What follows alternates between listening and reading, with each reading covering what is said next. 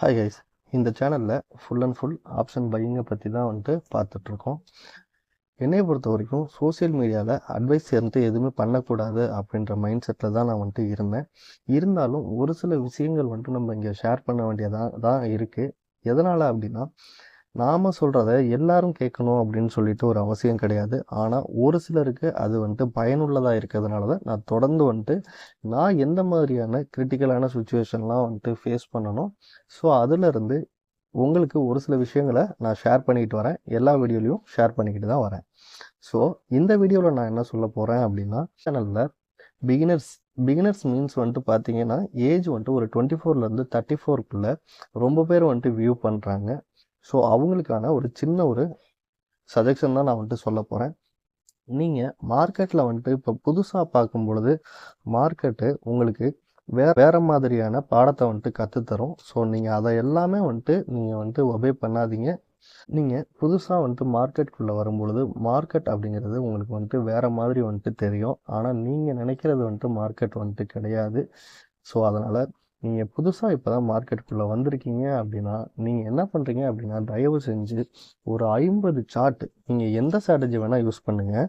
அதில் நீங்கள் ஒரு 10 விதமான சார்ட்டு, இப்போ நீங்கள் ஒரு ஸ்ட்ராட்டஜி யூஸ் பண்ணுறீங்கன்னு வச்சுக்கோங்க, அதில் என்ட்ரிக்கான க்ரைட்டீரியா வச்சுருப்பீங்க இல்லையா? ஸோ அதன்படி ஒரு 10 சார்ட் எடுத்து ஸ்க்ரீன்ஷாட் எடுத்து வச்சு பாருங்கள். அந்த சார்ட்டே உங்களுக்கு சொல்லும் நாம் யூஸ் பண்ணுறது கரெக்டான ஸ்ட்ராட்டஜியாக, கரெக்டான ட்ரேட் செட்டப் தான் நம்ம யூஸ் பண்ணுறோமா அப்படிங்கிறத அந்த சார்ட்ஸே சொல்லும். அதுக்கப்புறம் நீங்கள் கேபிட்டலை டெபாசிட் பண்ணி ட்ரேட் பண்ண ஆரம்பிங்க.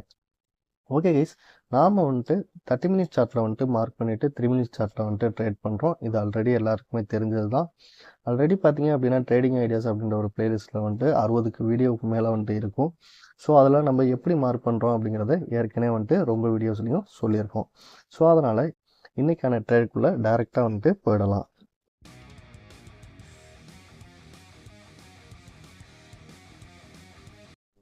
இன்றைக்கி பார்த்தீங்க அப்படின்னா நிஃப்டி எக்ஸ்பைரி இருக்குது. ஸோ நம்ம ஃபஸ்ட்டு ப்ரிஃபரன்ஸ் நிஃப்டிக்கு தான் கொடுக்கணும். ஸோ நான் 30 மினிட்ஸ் சார்ட்டில் மார்க் பண்ணிவிட்டு இன்ட்ராடேல ட்ரேட் பண்ணும்போது 3 மினிட்ஸ் சார்ட்டில் ட்ரேட் பண்ணுவோம் இல்லையா? ஸோ நான் இப்போ 3 மினிட்ஸ் சார்ட்டை சேஞ்ச் பண்ணிட்டேன். இங்கே பாருங்கள், மார்க்கெட் என்ன ஆயிருக்கு அப்படின்னா நேத்தியோட லாஸ்ட்டு 15 மினிட்ஸுக்கு மேலே மார்க்கெட் ஓப்பன் ஆகிருக்கு.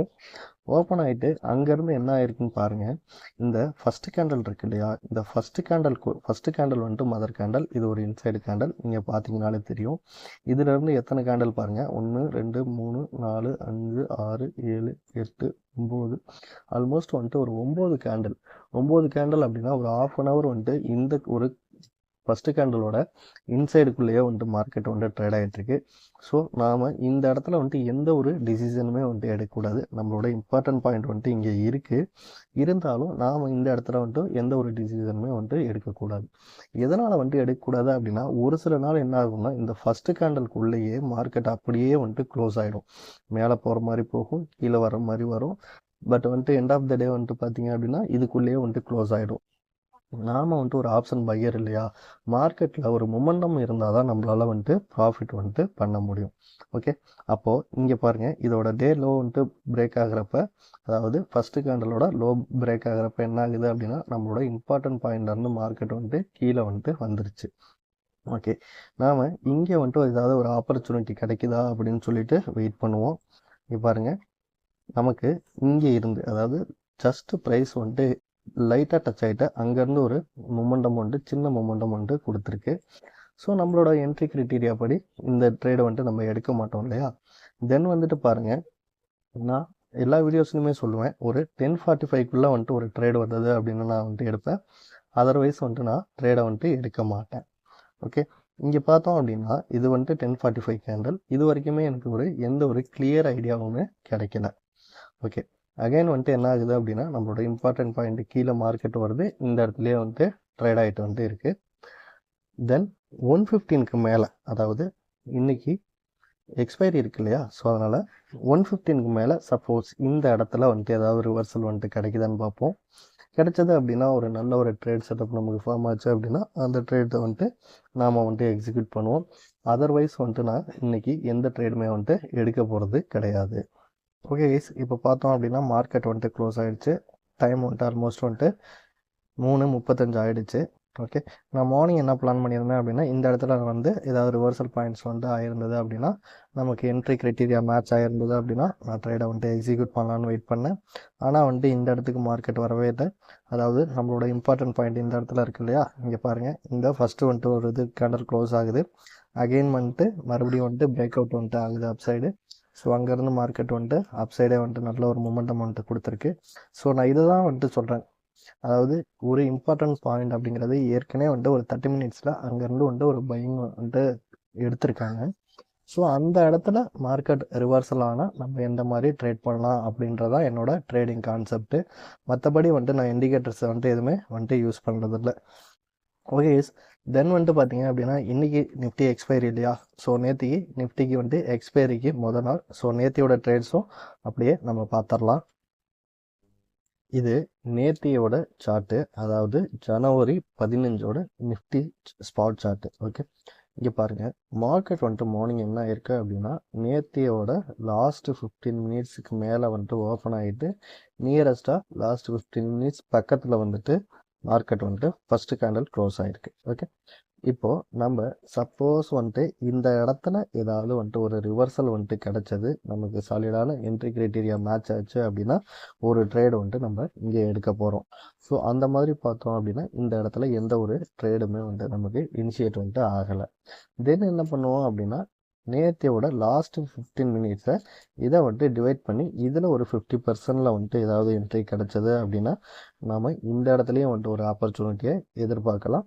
ஸோ அதன்படி பார்த்தாலுமே நமக்கு வந்துட்டு இந்த இடத்துலையுமே எந்த ஒரு ஆப்பர்ச்சுனிட்டியும் கிடைக்கல.